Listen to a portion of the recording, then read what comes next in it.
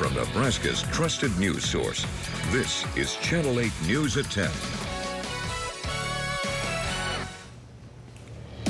Breaking now, LFR dive and rescue teams jumping into action today after that heavy rainfall. Here's what I'm talking about. This is under the railroad viaduct at 48th and Cornhusker. Many of you know about that. 2 cars nearly swallowed up by rapid rising floodwaters. In fact, the black one there was pretty much submerged, as you can see. Channel 8's Nick Arison was on the scene for us this afternoon. Severe storms plaguing Lincoln this afternoon, starting at 1:30, a lot of them being severe and causing a lot of local flooding in the Lincoln community. And check out the aftermath right behind me at 48th Street and Cornhusker Highway. At around 3 p.m., 911 was called onto the scene at 48th and Cornhusker Highway, responding to the 2 vehicles that had been stuck underwater, one nearly totally submerged. Ann Towell, a Lincoln juvenile probation officer, was biking home when she saw the road was barricaded. I was biking back home from work today and noticed it was barricaded and wanted to make sure there was no accident. People were okay and got out safely and we pulled over. Luckily, the woman in the white vehicle was able to get out at her own will, but for the person in the black car, they were told by LFR to stay in the car until the water rescue team could get there to safely get her out. Towell said she has noticed a common pattern at the viaduct. I've lived in Lincoln all my life, and I think every flash flood or whenever we have storms like we do in Nebraska, this is always the area that floods. I'm not surprised that there's 2 cars, or only 2 cars in there. At around 6 p.m., a towing service finally arrived on scene, beginning to work on getting the cars out of the water. And despite all that you see here, thankfully, there was no reported injuries. We will keep you updated on what happens next. Reporting here from 48th Street and Cornhusker Highway, I'm Nick Arison, Channel 8 News. Citizen journalist Sean sending this from 69th and Kearney up in the Havelock area. Water filling the front lawn, over the sidewalk, and take a look here. It looks like he's got a moat around the house. Thanks, Sean, for sending that in. The heavy rain this afternoon happening all over Lincoln, not just in the Havelock area. And we want to say thank you to many of our citizen journalists who were able to peer into how the storm impacted different parts of the city and send us video through the app. Channel 8's Danielle Da Silva continues team coverage on how it all played out. Just a few hours after the storm passed through Lincoln, things are looking much different here in the capital city. The rain is gone, the skies are clear, and all is calm. But as many Nebraskans know, this can change in a matter of minutes. Earlier Wednesday, conditions looking very different. Citizen journalist Tim sending us this shelf cloud moving through the Waverly area. And in this video submitted by citizen journalist Josh, you can hear the heavy downpour. Citizen journalist Melanie sending this video in. So much rain pouring over these gutters. She says she's never seen anything like it. But hours later, a change in the scenery. Catherine lives in Southeast Lincoln and was out walking with her family after the storm passed. She says while at work, she had no idea conditions got as bad as they were. It felt like heavy rain, but nothing crazy. But then I got home and there were some areas that were really flooded and kind of wet, and I was really confused. And once I had gotten on my phone and saw the reports of places like in Havelock and in northern Lincoln that were just completely deluged, it was really strange. Sherry says her job announced a thunderstorm warning, but being a lifelong Nebraskan, she says she wasn't surprised to leave work this evening to sunshine. This is Nebraska. So I've lived here long enough, it doesn't really surprise me. In addition to Catherine and Sherry, I've seen countless families walking their dogs on bikes, just simply enjoying the lack of rain in this moment. We'll be keeping you updated on the weather on air, online, and on the Now Local News app. Reporting in Lincoln, Danielle Da Silva, Channel 8 News. And we do have a lot of videos like those on our Now app if you want to check those out. Again, a big thank you to our citizen journalists for sending in those videos. Let's get to tonight's first forecast. You are taking a look through our network of cameras, and boy, Rusty was telling me some areas got hit hard with huge amounts of rain today. Let's check in with him now. Rusty? I did hear from several people that they 3-4 inches of rainfall, and there were even some spots in northwestern Lancaster County that saw 6 inches of rainfall. Yeah, near Raymond, a report of 6 inches of rain in a very short amount of time. So that's way too much. Now this swath right here, the reds and orangish colors, anywhere from 2 to 3 to maybe 4 inches of rainfall in those areas. The spots that were able to, the official recording sites, 1.18 in Lincoln, 1.19 in York. O'Neill had just under an inch. We had about 66 hundredths in Nebraska City. Aurora had over an inch. So a heavy swath of rain definitely moved from north central into southeast Nebraska as the day progressed. Sunset now, very quiet evening. Boy, if you were out and about, if you slept from 10 a.m. to like 4 or 5 o'clock in the afternoon, you had no idea. Woke up, hey, it was a nice day. Mostly sunny to partly cloudy skies as we head through tonight. And 27th and Yankee Hill Road, really just a quiet, nice evening. 69 degrees with some cloud cover and 67 degrees on that dew point. 69 in Lincoln and Beatrice, 67 in Grand Island and Broken Bow. Nary a cloud in the sky, one little isolated thunderstorm on the other side of Omaha there. For us though, tonight, not much going on, maybe a little patchy fog as we head through 6 a.m. We do have strong storm chances again tomorrow. That forecast in a few minutes. Thank you, Rusty. To stay in touch with our weather and the dangerous effects of it like we saw today, make sure you download the Now Local News app. We keep you updated all day. And as I mentioned, our citizen journalists, they are great. Like today, they came through big for us, showing all the rain and flooding video. And don't forget, we pay you to send in those videos. New details now on another arrest made in the petition fraud investigation. Michael Smith from St. Louis, Missouri has been added to the list of people arrested in this case. All of them are from out of state. The other 5 arrested have waived extradition, so they're on their way back to Lincoln. No current timeline on when they'll get here. The Lancaster County Sheriff's Office also announcing today the specific initiatives that are being investigated. Our investigation has extended to the statewide ballot initiatives, which is the Fairness for Girls, the Brent Lindstrom for Governor, the Sport Gambling Initiative online, and the 4 to 5 of the vote. Now, he goes on to say there is still one more person they're actively searching for, and that they do not have a full count on just how many signatures are fraudulent. In Deputy Ben Houchin's words, there are, quote, thousands and thousands at this point, with even more to count. Right now, an anti-data center group in Cass County is questioning a move from the governor. Governor Pillen announced his data center task force aimed at regulating the centers being built here. The Cass County Watch Group is not pleased with the governor, saying the task force is comprised of people who stand to get richer if more data centers are built. They're rallying people to call the governor's office in protest.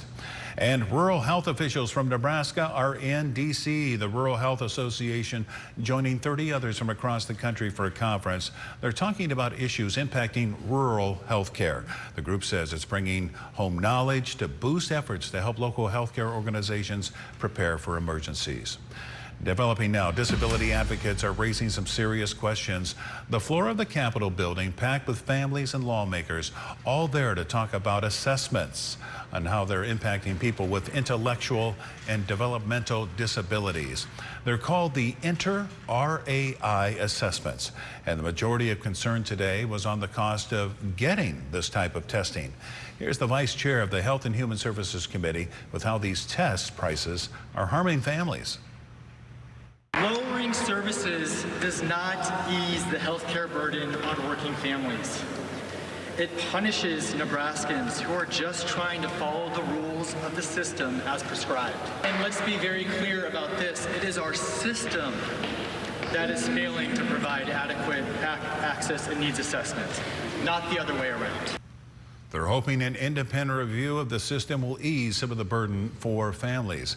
And for families in attendance today, the independent review of the Inter-RAI system is personal. Our Skylar Sears spoke with some of them and joins us with their emotional reaction.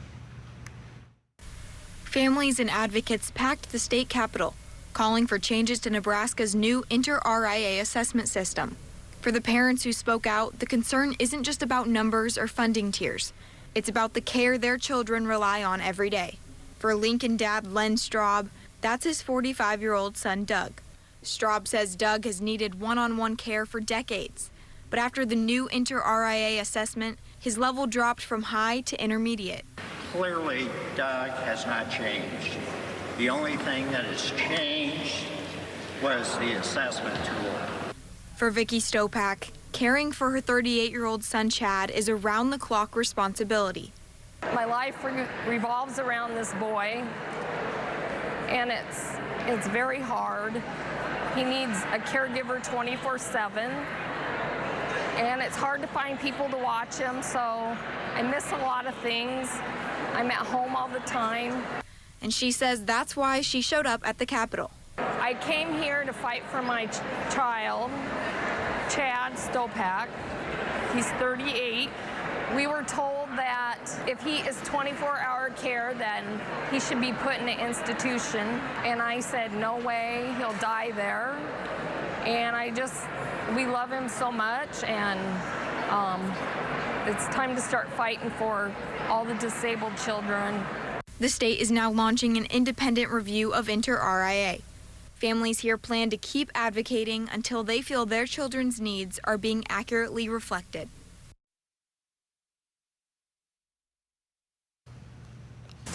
And coming up, being in the hospital is tough, especially for children. How a Beatrice hospital is trying to make it more enjoyable. Strong storms are going to be possible again tomorrow and again on Friday. That forecast when we come back.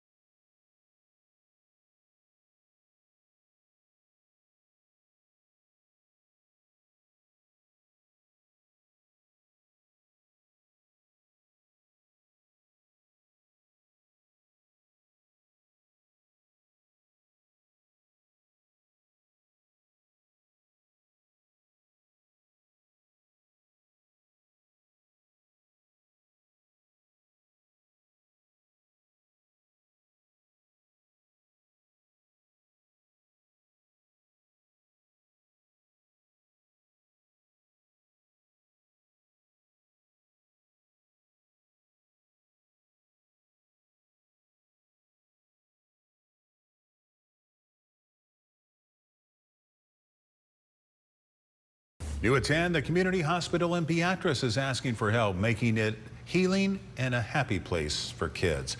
They're looking to build a new playground for children receiving therapy at the hospital. They say play can be an important tool in kids' recovery and growth. They're asking the community to help them fund the project by donating during the Day of Giving, which is September 10th. New details on upgrades at Central Park in Norfolk. The city's Parks and Rec say they've done plenty of work to modernize several parts of their parks. That includes a pickleball court, and soon people will be seeing more improvements.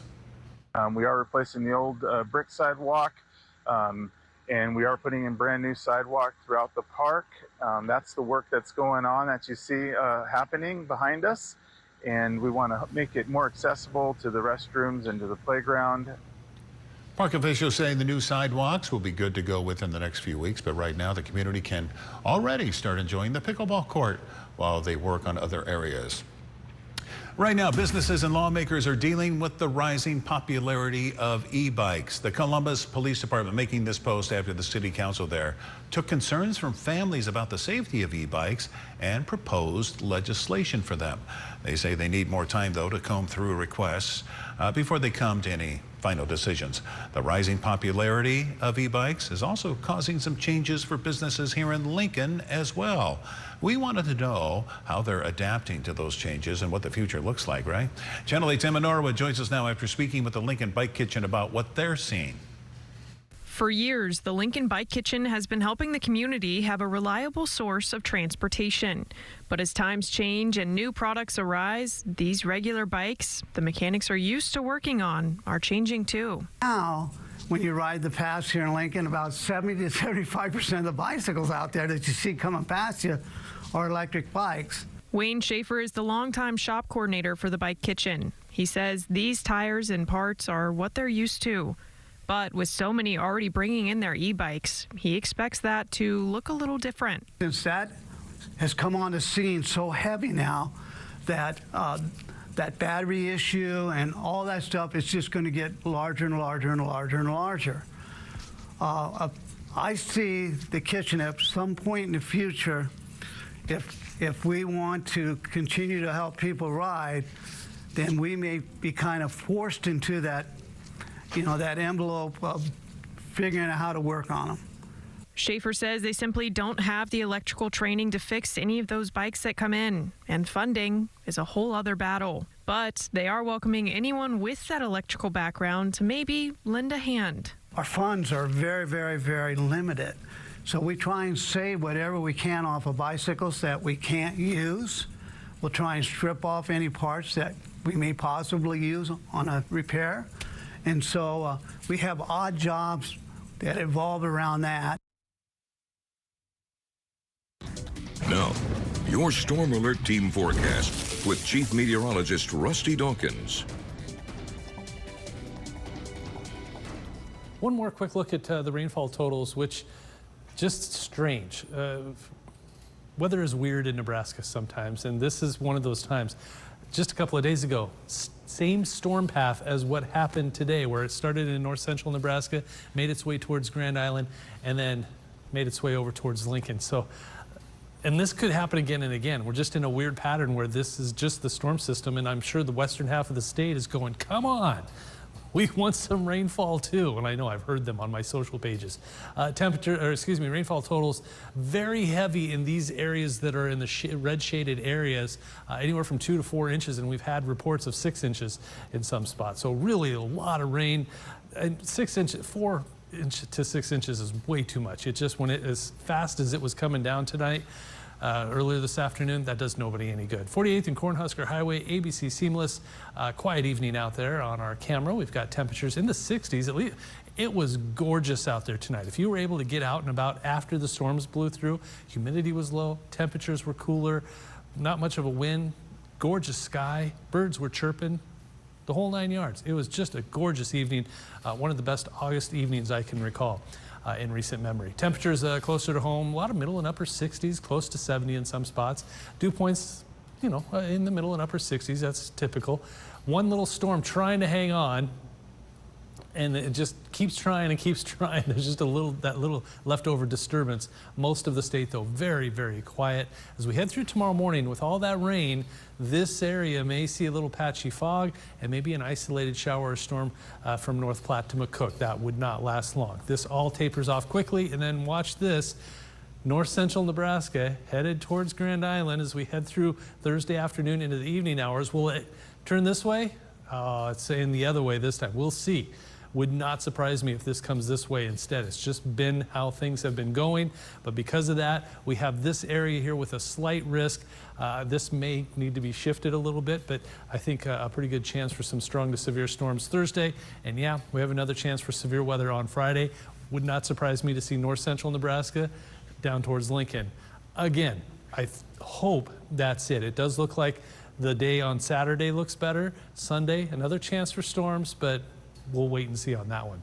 Tonight, temperatures in the middle 60s for overnight lows. Temperatures tomorrow, lower middle 80s. Really a pretty decent day there. And we continue with the middle and upper 80s, even the lower 80s a couple of days as we head through the rest of the week. Several chances for showers and thunderstorms. It's just one of those patterns that we're in. Small chances on Saturday, and then another small chance early next week.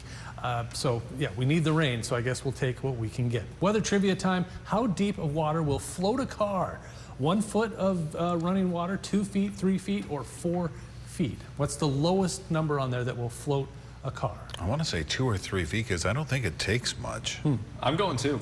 Okay. I'm going 2. I'll try 3. It is 1.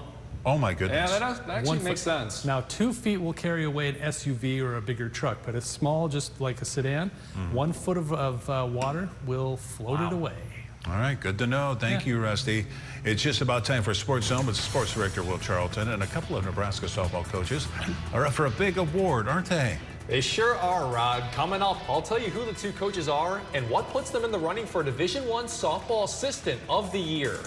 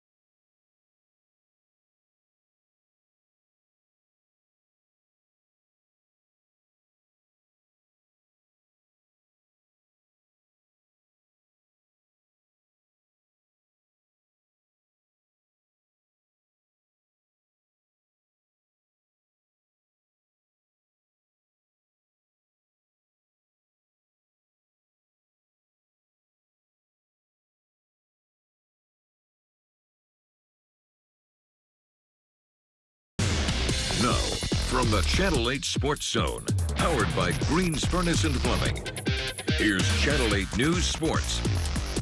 The Channel 8 News Sports Zone. Hey, what's going on, everyone? Welcome into your Wednesday night Sports Zone. I'm Will Charlton. We are only 2 nights. Let's start out talking some Husker softball.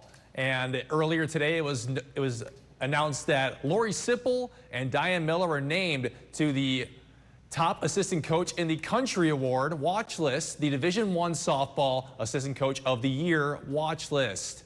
Sipple and Miller helped lead the Huskers to one of the best seasons in program history this spring, finishing 52-8 and making an appearance in the Women's College World Series. Additionally, the Huskers won a school record 27-game win streak during the season. Sipple retired following the campaign, but led Jordy Fromm and Alexis Jensen to be named All-American pitchers. Miller kept in the offense and guided the Huskers to finish in the top 25 in 7 different categories. How about we roll on over to some Nebraska bowling news, as former Husker Jillian Martin has become the youngest bowler ever to win the Professional Women's Bowling Association Tour Championship.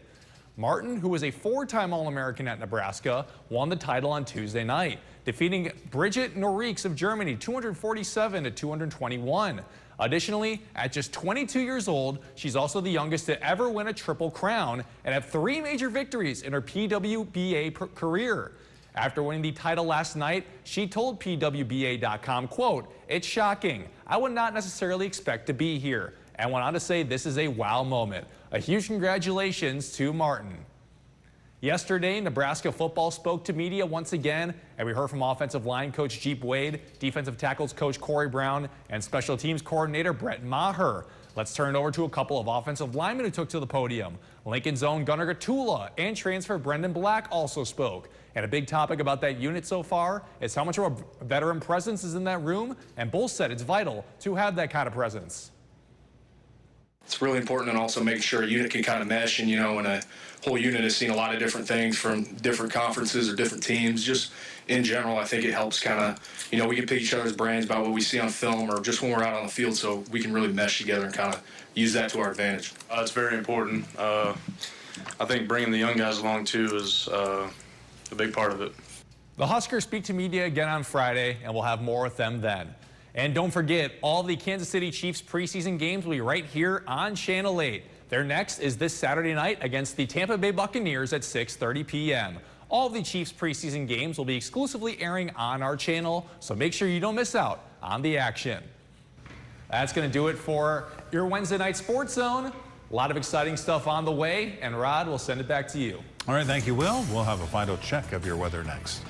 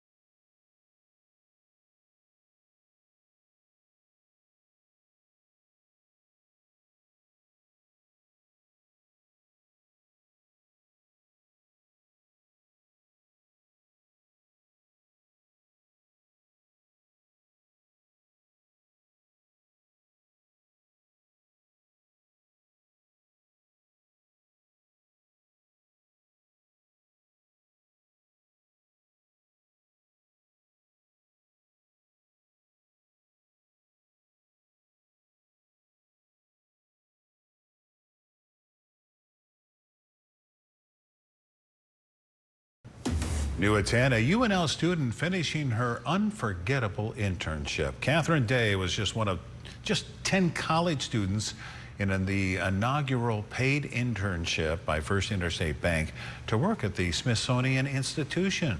Catherine spent her summer at the National Museum of American History in D.C., where she explored how material culture helps document health, medicine, and the human experience. The program also placed other students at the National Zoo or one of the Smithsonian's 21 museums, research centers, and offices. Good for her. Bet she got a lot out of that. All right, what a day. We had all that rain. When it comes that fast, as Rusty said, it doesn't really do a whole lot of good other than getting some cars stuck and submerged in floodwaters.